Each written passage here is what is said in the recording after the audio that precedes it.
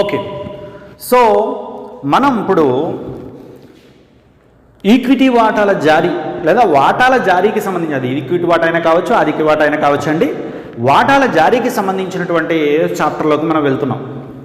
వెళ్ళేటప్పుడు చిట్టాపద్దులు రాయాలి. మీకు ఇంటర్మీడియట్ ఫస్ట్ ఇయర్లోనే చెప్తారు ఏమని, చిట్టాపద్దులు అనేది కామర్స్ వాడికి జీవితాంతం ఉపయోగపడతాయి అని చెప్పేసి. సో చిట్టాపద్దులు రాయాలి అంటే నేను డైరెక్ట్గా చిట్టాపద్దుల్లోకి వెళ్ళిపోతాను నేను ఇప్పుడు, కానీ మీకు ఒకసారి గుర్తు చేస్తున్నాను. చిట్టాపద్దులు రాయడానికి జంట పద్దు విధానం ప్రకారం మనకి 3 సూత్రాలు ఉంటాయండి. జంట పద్దు విధానం ప్రకారం మనకి 3 సూత్రాలు ఉంటాయండి. ఏమిటి ఆ 3 సూత్రాలు అనేది ఒకసారి గుర్తు చేసుకుని ఆ తర్వాత మనం ఏం చేద్దామంటే దీంట్లోకి వెళ్దామండి. ఓకే, దాంట్లో మొదటి సూత్రం ఏమిటి అంటే వాస్తవిక ఖాతా. వాస్తవిక ఖాతా మొదటిది వాస్తవిక ఖాతా అండి. జంట పద్దు విధానం అంటే ఏమిటి? ప్రతి వ్యాపార వ్యవహారంలోనూ 2 అంశాలు ఉంటాయి అనేదే జంట పద్దు విధాన సూత్రం. ఒకటి వచ్చే ప్రయోజనం, 2 పోయే ప్రయోజనం. వచ్చే ప్రయోజనాన్ని డెబిట్ అంటాము, పోయే ప్రయోజనాన్ని క్రెడిట్ అంటాము. వచ్చే ప్రయోజనం ఏదైతే ఉందో వచ్చే ప్రయోజనాన్ని డెబిట్ అంటాము, పోయే ప్రయోజనాన్ని క్రెడిట్ అంటాము. ఓకే, ఇది ప్రాథమికమైనటువంటి అంశం. ముందు వాస్తవిక ఖాతాలోకి వెళ్తున్నానండి. ఈ 3 ఖాతాలు ఒకసారి మీకు రివైజ్ చేసి నేను లెక్కల్లోకి వెళ్ళిపోతానండి. ఓకేనా? చూడండి, వాస్తవిక ఖాతా. వాస్తవిక ఖాతా అనేటటువంటిది ఆస్తులకు సంబంధించినటువంటి ఖాతా. ఆస్తులకు సంబంధించినటువంటి ఖాతా. ఓకే, ఆస్తులు అంటే ఏమిటండి? మన కంటికి కనిపించేటటువంటి బోల్డ్ ఆస్తులు కనిపిస్తూ ఉంటాయి. ఈ భూమి, భవనాలు, యంత్రాలు, గుడ్విల్లు, పేటెంట్లు, ఇవన్నీ ఆస్తులు. నగదు, చేతిలో నగదు, బ్యాంకులో నగదు, ఇలా బోల్డ్ ఆస్తులు మీరు చదువుకుని ఉన్నారు. ఈ ఆస్తులకి సంబంధించినటువంటి ఖాతానే వాస్తవిక ఖాతా. ఓకే, దీంట్లో సంస్థలోకి వచ్చేటటువంటి ఆస్తి, సంస్థలోకి వచ్చే ఆస్తిని డెబిట్ చెయ్యాలి. సంస్థ నుండి పోయే ఆస్తిని క్రెడిట్ చెయ్యాలి. సంస్థలోకి వచ్చే ఆస్తిని ఏం చేయాలండి? డెబిట్ చేయాలి. సంస్థ నుండి పోయే ఆస్తిని ఏం చేయాలండి? క్రెడిట్ చేయాలి. ఓకే, సంస్థలోకి వచ్చే ఆస్తిని డెబిట్ చేయాలి, సంస్థ నుండి పోయే ఆస్తిని క్రెడిట్ చేయాలి. సింపుల్. ఒక చిన్న ఎగ్జాంపుల్ చెప్తాను వినండి. నేను ఈ చాక్ పీస్ చిన్నదైపోయింది కదా చాక్ పీస్, పెద్ద చాక్ పీస్ తీసుకుంటాను ఆగండి. ఓకే, ఈ చాక్ పీస్ ఏదైతే ఉందో ఈ చాక్ పీస్ని ఒక 5 రూపాయలకు కొన్నాను. చాక్ పీస్ని 5 రూపాయలకు కొన్నానండి. ఓకే, చూడండి, నేను ఒక వ్యాపార సంస్థని అనుకుందాం. నేను చాక్ పీస్ ఏదైతే ఉందో చాక్ పీస్ని కొనుగోలు చేశాను. నా వ్యాపార సంస్థ బోర్డులు రాయడానికి కట్ట కావాలని చెప్పి 5 రూపాయలకు కొన్నాను నేను ఇది. ఓకేనా? ఇప్పుడు నా దగ్గరికి ఏమొస్తుందండి? చాక్ పీస్ వస్తుందండి. నా దగ్గర నుంచి ఏం వెళ్ళిపోయిందండి? నగదు వెళ్ళిపోయింది. సంస్థలోకి వచ్చేదాన్ని ఏం చెయ్యాలండి? నేను డెబిట్ చెయ్యాలి. ఏమొచ్చిందండి సంస్థలోకి? చాక్ పీస్ వచ్చింది. Chalk piece account debtor 2. Chalk piece account debtor 2 ఏం వెళ్ళిపోయిందండి? 5 రూపాయలు వెళ్ళిపోయింది. కామర్స్ లాంగ్వేజ్లో డబ్బును ఏమంటామండి మనం? నగదు అని చెప్పేసి అంటాం. నగదు. చాక్ పీస్ అకౌంట్ డెటార్ 2 నగదు. ఓకేనా? చూడండి, సో ఇక్కడ నేరేషన్ రాసుకోవాలి మనం. వివరణ, చాక్ పీసు కొన్నందున అని చెప్పి 5 రూపాయలు రాస్తాం. చాక్ పీసు కొన్నందున అని చెప్పి రాస్తామండి. ఓకే, ఇప్పుడు చూడండి, నేను నా దగ్గర ఉన్నటువంటి సెల్ ఫోన్ ఏదైతే ఉందో సెల్ ఫోన్ని 10,000కి అమ్మేశాను. నేను చెప్పండి, నా దగ్గర ఉన్న సెల్ ఫోన్ ఎంత అమ్మేశానండి? 10,000కి అమ్మేశాను. నా దగ్గరికి ఏమొస్తుంది? నా దగ్గర నుంచి ఏం వెళ్ళిపోతుంది చెప్పండి? నా దగ్గరికి నగదు వస్తుందండి. సో నగదు వస్తుంది కాబట్టి నగదు account debtor to cell phone. నగదు account debtor to cell phone.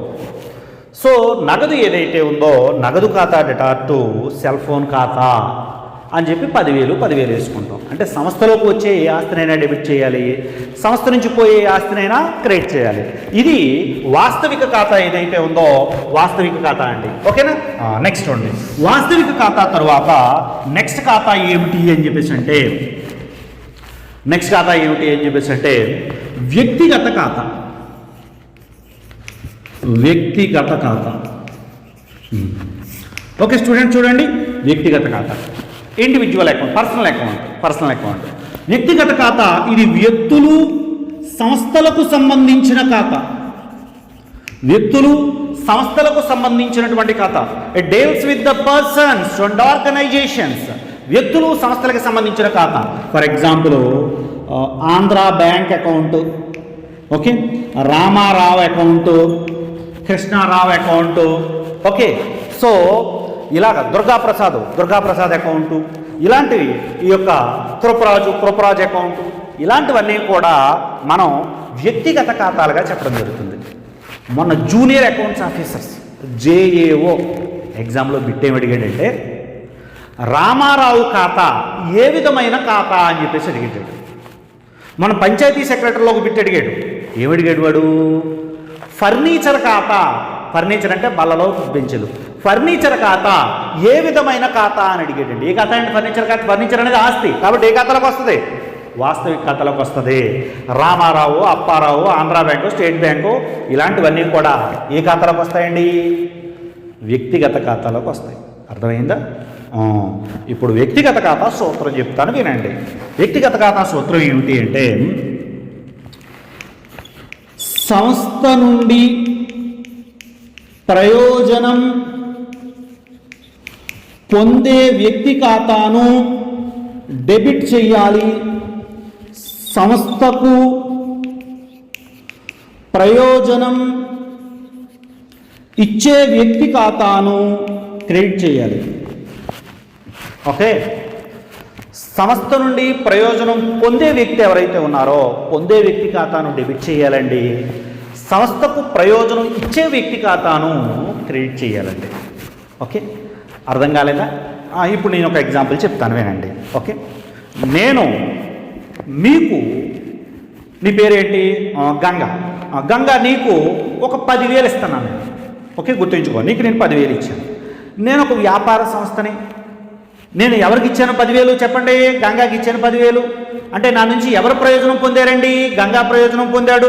సంస్థ నుండి ప్రయోజనం పొందే వ్యక్తి ఖాతాను ఏం చేయాలండి? నేను డెబిట్ చేయాలి. Very good. కాబట్టి Ganga account debtor 2. Ganga account debtor 2. నా నుంచి ఏం వెళ్ళిపోతుందండి? నగదు వెళ్ళిపోతుంది. కాబట్టి నగదు ఖాతా, నగదు అకౌంట్ 10,000. ఓకే, సో గంగాకి నగదు చెల్లించినందున అని చెప్పి రాస్తాం. సింపుల్. సో ఈ విధంగా సంస్థ ఏదైతే ఉందో సంస్థలో వ్యక్తులకు సంబంధించిందండి ఇది. ఫర్ ఎగ్జాంపుల్ స్టేట్ బ్యాంక్ దగ్గర నుంచి నేను 20,000 తీసుకున్నాను. స్టేట్ బ్యాంక్ దగ్గర నుంచి ఎంత తీసుకున్నానండి? నేను 20,000 తీసుకున్నాను. చెప్పండి ఇప్పుడు. నాకు ప్రయోజనం ఎవరిచ్చారు? స్టేట్ బ్యాంక్ ఇచ్చింది. స్టేట్ బ్యాంక్ ఏం చేయాలి? క్రెడిట్ చేయాలి. సో స్టేట్ బ్యాంక్ క్రెడిట్ చేస్తానని చూడండి. SBI 20,000 ఇచ్చింది, క్రెడిట్ చేశాను. ఏమి ఇచ్చిందండి? నాకు నగదు ఇచ్చింది. Very good. నగదు ఏమవుతుందండి? నాకు సంస్థలోకి వస్తుంది. సంస్థలోకి వచ్చే ఆస్తిని ఏం చేయాలండి? నేను డెబిట్ చేయాలి. నగదు ఖాతా, నగదు account debtor 20,000 to state bank 20,000. అర్థమైందా వ్యక్తిగత ఖాతా? సో వ్యక్తిగత ఖాతా సంస్థ నుండి ప్రయోజనం పొందే వ్యక్తి ఖాతాను డెబిట్ చేయాలి, సంస్థకు ప్రయోజనం ఇచ్చే వ్యక్తి ఖాతా ఏదైతే ఉందో ప్రయోజనం ఇచ్చే వ్యక్తి ఖాతాను క్రియేట్ చేయాలి. ఇది వ్యక్తిగత ఖాతా అండి. దీని తర్వాత నామమాత్రపు ఖాతా. ఓకే స్టూడెంట్స్, చూడండి, నామమాత్రపు ఖాతా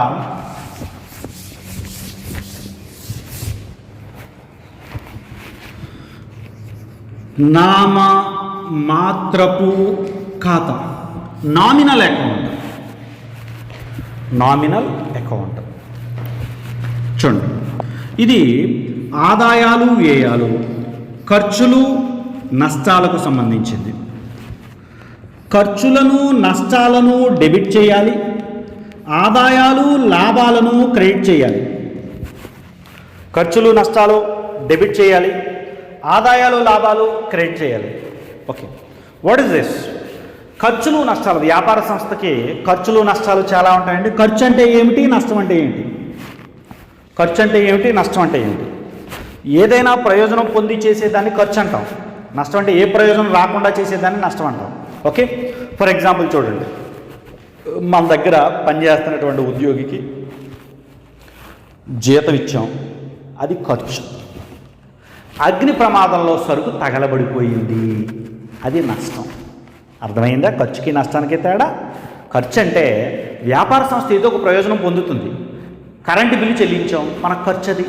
మనం ఫ్యాన్ వేసుకుంటున్నాం కదా మరి, లైట్ వేసుకుంటున్నాం కదా మరి, సో అందుకని చెప్పి కరెంటు బిల్లు చెల్లించాం, అది ఖర్చు. ఓకే, సో ఖర్చులు నష్టాలని డెబిట్ చేయాలి. ఆదాయము లాభము, ఆదాయాలు కానీ లాభాలు వచ్చినట్టే, వచ్చిన డిస్కౌంటు ఇలాంటివి ఆదాయాల లాభాలు క్రియేట్ చేయాలి. ఫర్ ఎగ్జాంపుల్ చూడండి, చెల్లించిన జీతం, చెల్లించిన జీతం, జీతం చెల్లించామండి. జీతం చెల్లిస్తే చిట్టాపద్దు ఏమొస్తుందండి? ఖర్చు కాబట్టి జీతం డెబిట్ చేయాలి. జీతం అకౌంట్ డెటార్ టు, జీతం అకౌంట్ డెటార్ టు ఏమి వెళ్ళిపోతుంది మన దగ్గర నుంచి? నగదు వెళ్ళిపోతుంది. కాబట్టి నగదు ఖాతా, జీతం అకౌంట్ డెటార్ టు నగదు ఖాతా అని చెప్పేసి రాస్తాం. జీతం చెల్లించినందున అని చెప్పేసి. ఓకే ఓకే స్టూడెంట్స్, ఇవి ఈ 3 ఖాతాల మీద మీకు అవగాహన ఉండాలండి. అవగాహన ఉంటేనే మీరు ఇప్పుడు నేను చెప్పబోయేటటువంటి లెక్కలో ఈజీగా చిట్టాపద్దులు రాయడానికి అవకాశం ఉంటుందండి. ఓకే, చూడండి. సో ఇక్కడ ఒక లెక్క తీసుకుందాం మనం. వాటాల జారీకి సంబంధించి ఫస్ట్ మోడల్ ఏమని చెప్పాను నేను? ఫస్ట్ మోడల్ ఏం చెప్పానండి నేను? సమమూల్యానికి జారీ చేయటం. సమమూల్యానికి జారీ చేయటంలో ఓ లెక్క మనం చూద్దామండి. ఏ కంపెనీ వారు 100 రూపాయల విలువ కలిగిన 1000 వాటాలను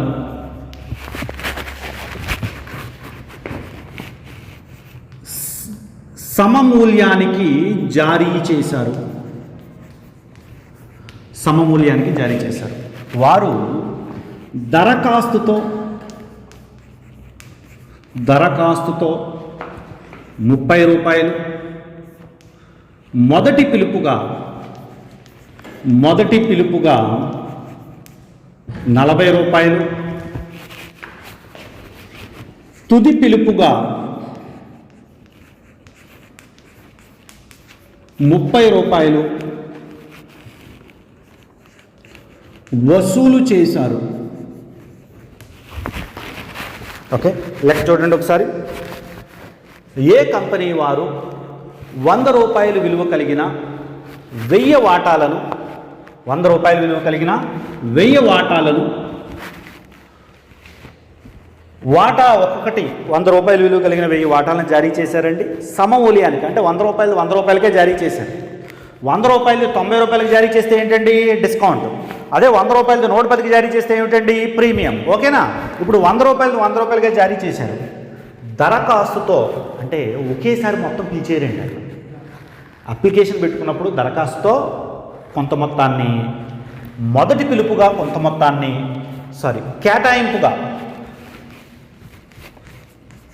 కేటాయింపుగా ఫర్ ఎగ్జాంపుల్ 20 రూపాయలు, దరఖాస్తుతో 30 రూపాయలు, కేటాయింపు 20 రూపాయలు, మొదటి పిలుపు 40 రూపాయలు. ఓకే, తుది పిలుపు చూడండి, తుది పిలుపు 10 రూపాయలు. మొత్తం 100 సరిపోయిందా? సరిపోలేదా? సరిపోయింది. చూడండి, దరఖాస్తు 30, కేటాయింపు 20, 50, మొదటి పిలుపు 40, 90, తుది పిలుపు 10 రూపాయలు, 100 రూపాయలు వసూలు చేశారు. చివరిన లెక్కలో ఏమంటాడంటే అన్ని పిలుపులు వసూలు అయిపోయాయి, అన్ని పిలుపులు వసూలు అయిపోయాయి అని చెప్పడం జరుగుతుంది. ఓకే, ఇప్పుడు దీనికి చిట్టాపద్దులు ఎలా రాయాలి? చిట్టాపద్దులు ఎలా రాయాలి?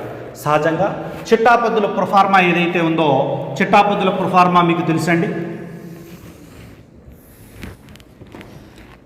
చిట్టాపద్దుల ప్రొఫార్మా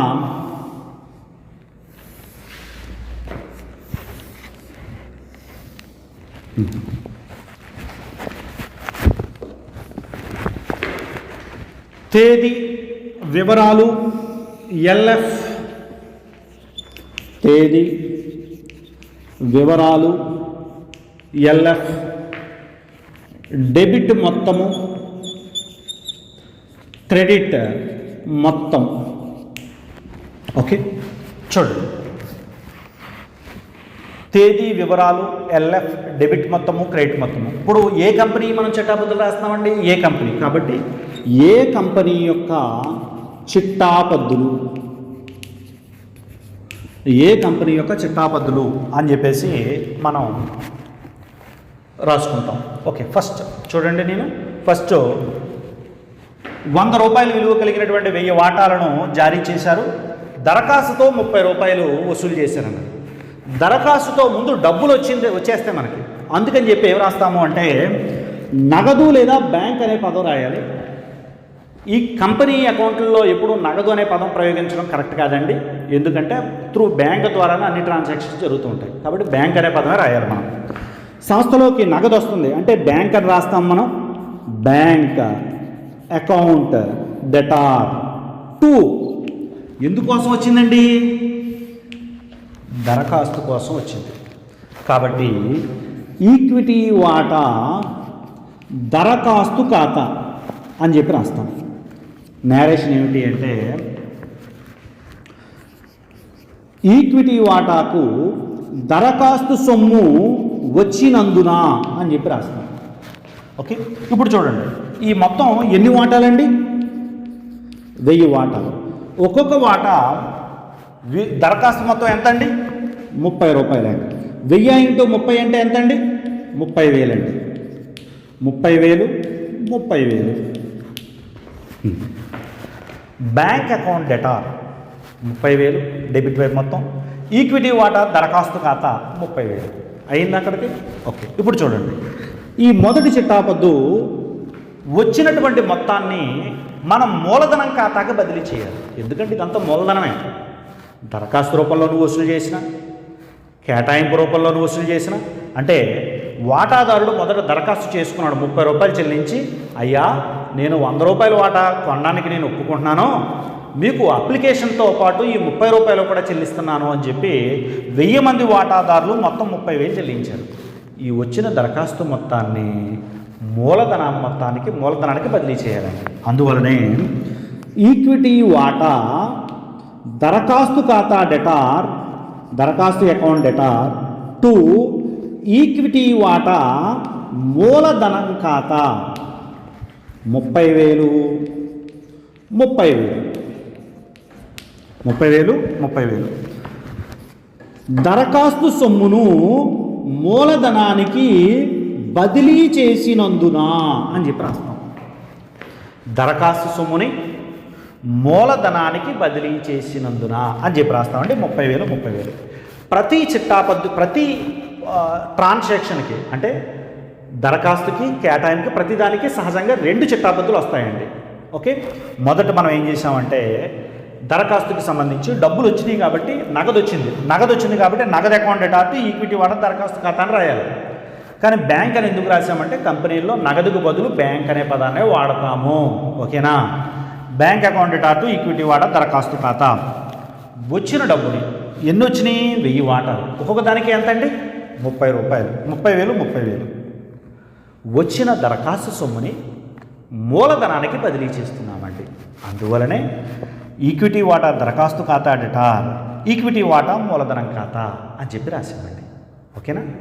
ఇప్పుడు చూడండి, కేటాయింపుకి చిట్టాపద్దు. ఓకే, కేటాయింపుకి సంబంధించినటువంటి చిట్టాపద్దుకి సంబంధించి మనం ఒకసారి చూసినట్లయితే మీరు ఈ ప్రొఫార్మా ఏదైతే ఉందో ప్రొఫార్మా మామూలుగా యథావిధిగా కొట్టేసుకోవాలండి. మనం ఈ తేదీ వివరాలు ఎల్ఎఫ్, డెబిట్ మొత్తము, క్రెడిట్ మొత్తము ఇవన్నీ కామన్గా మనం ఈ ప్రొఫార్మాని డ్రా చేసుకోవాల్సి ఉంటుంది. చూడండి, కేటాయింపుకి సంబంధించి కేటాయింపు మొత్తం ఎంత అండి? 20 రూపాయలు. కేటాయింపు చిట్టాబద్ధం ఏమిటి అంటే ఈక్విటీ వాటా కేటాయింపు అకౌంట్ డెటార్ టు ఈక్విటీ వాటా మూలధనం ఖాతా. కేటాయింపు సొమ్ము పిలిచినందున 1000 వాటాలు ఇంటూ ఎంతంటే కేటాయింపు సొమ్ము 20 రూపాయలు. 20 రూపాయలు. Okay, so 20,000 20,000.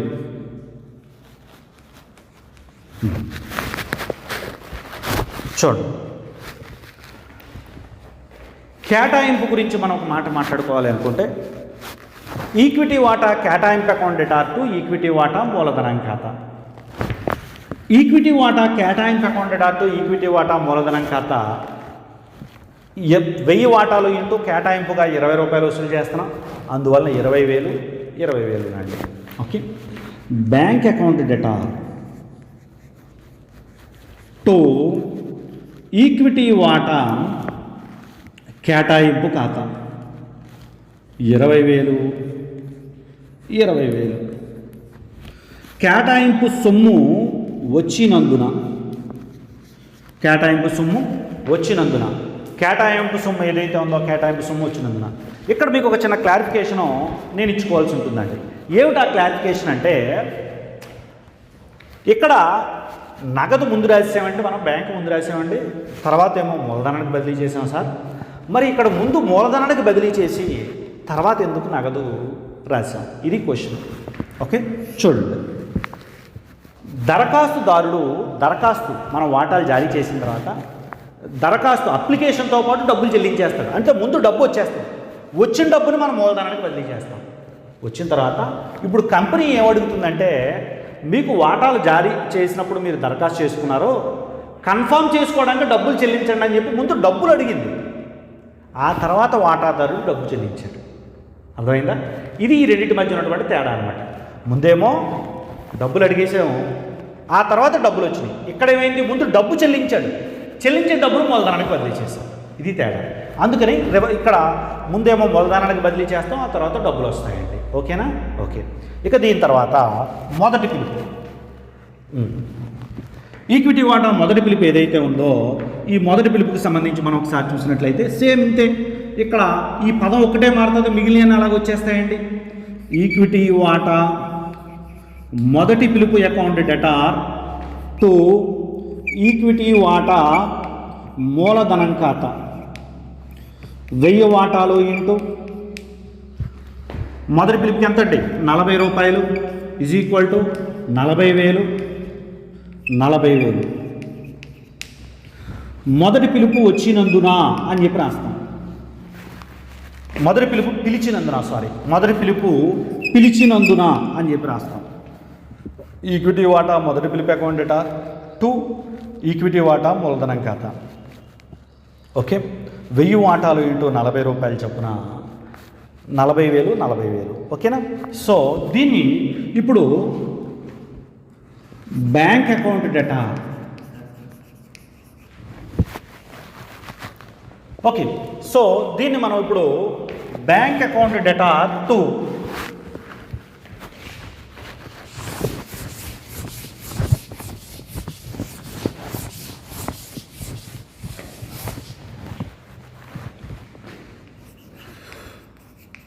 Bank account debtor to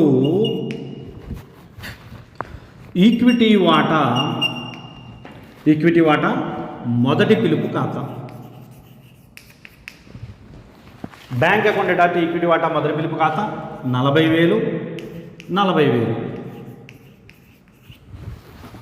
40,000 అండి. ఓకేనా? So bank account debtor to equity వాటా మొదటి పిలుపు ఖాతా 40,000. మొదటి పిలుపు సొమ్ము వచ్చినందున అని చెప్పి రాస్తాం. ఓకే, ఇక దీని తర్వాత తుది పిలుపు. ఇందాక లెక్క ఎక్కించుకున్నారు కదా, తుది పిలుపు. చూడండి, ఈక్విటీ వాటా తుది పిలుపు అకౌంట్ డెటార్ టు ఈక్విటీ వాటా మూలధనం ఖాతా. 1000 వాటాలు ఏంటో, వాటా ఒకటి ఎంత, 10 రూపాయలు, 10,000, 10,000. ఈ తుది పిలుపు పిలిచిన తర్వాత డబ్బులు వస్తాయి. Bank account debtor to equity వాటా తుది పిలుపు ఖాతా 10,000, 10,000. చూడండి, ఈక్విటీ వాటా తుది పిలుపు అకౌంట్ డెటార్ టు ఈక్విటీ వాటా మూలధనం ఖాతా 10,000, 10,000. Bank account debtor to equity వాటా తుది పిలుపు ఖాతా 10,000, 10,000. తుది పిలుపు సొమ్ము వచ్చినందున అని చెప్పేసి. ఓకే, సో అంటే దరఖాస్తు ఒకటే కొంచెం మారింది, మిగిలినవన్నీ కూడా సేమ్ అలాగే వచ్చేస్తాయండి. ఇప్పుడు ఇది మనం చిట్టాపద్దులు రాయడం అంటే లెక్కలో చిట్టాపద్దులు అడగడం కంటే చిట్టాపద్దులు ఒకటే మనం రాస్తే సరిపోతుందన్నమాట. కొన్ని సందర్భాల్లో వాడు దీంతో పాటుగా ఆవర్జా ఖాతాలు కూడా నమోదు చేయమంటాడు. అది కూడా పెద్ద కష్టం కాదు, ఆవర్జా ఖాతాలు కూడా నమోదు చేయొచ్చు. ఓకే, సో నెక్స్ట్ లెక్కల్లో మనం అవి చూద్దాం.